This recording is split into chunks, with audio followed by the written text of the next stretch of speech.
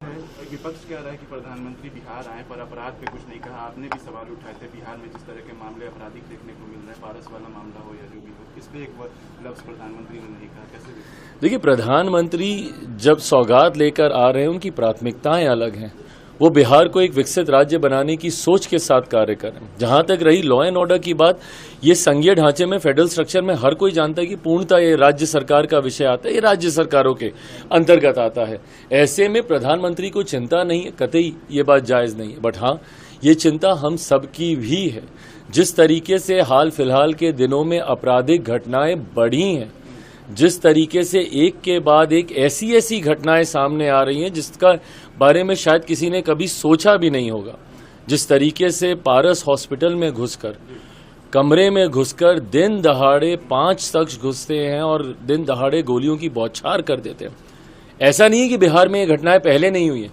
जो लोग जंगल राज जिनके नेतृत्व में होता था, आज जब वो हम लोग पे उंगली उठा रहे हैं तो उनसे पूछने की जरूरत है कि 98 में पीएमसीएच में भी इसी तरीके से गोली चली थी और उस वक्त के मंत्री, उनकी हत्या कर दी गई थी। उस वक्त वो मंत्री थे, उस वक्त घुस के उनकी हत्या कर दी गई थी। उस वक्त किसकी सरकार थी? इन्हीं की थी ना। पर ना उस वक्त के इस घटना को जायज ठहराया जा सकता है, ना आज की इस घटना को जायज ठहराया जा सकता है।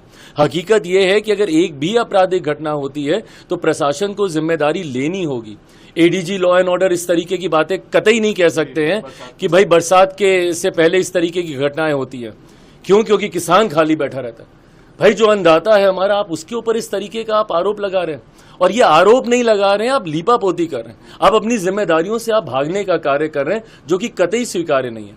आपकी जवाबदेही बनती है, जिम्मेदारी आपको लेनी होगी और राज्य सरकार को भी इसमें और ज्यादा मुस्तैदी से सुनिश्चित करना होगा कि कम से कम और कुछ नहीं तो बिहार में सुरक्षा का भाव, एक सेंस ऑफ सिक्योरिटी हर बिहारियों के भीतर दे। ये जिम्मेदारी प्रशासन सरकार की बनती है। लगातार आप भी आपराधिक घटनाओं पर सवाल, जिम्मेदारी जवाबदेही तय होनी चाहिए। मैं पहले ही इस बात को कह चुका हूं।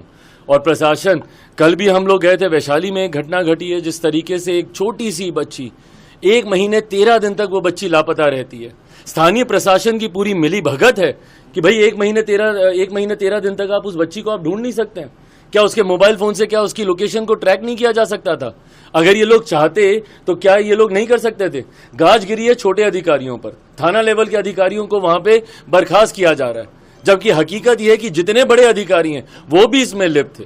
तो ऐसे में जब तक जिम्मेदारी तय नहीं होगी, जब तक जवाबदेही तय नहीं होगी, आपराधिक घटना इसी तरीके से घटती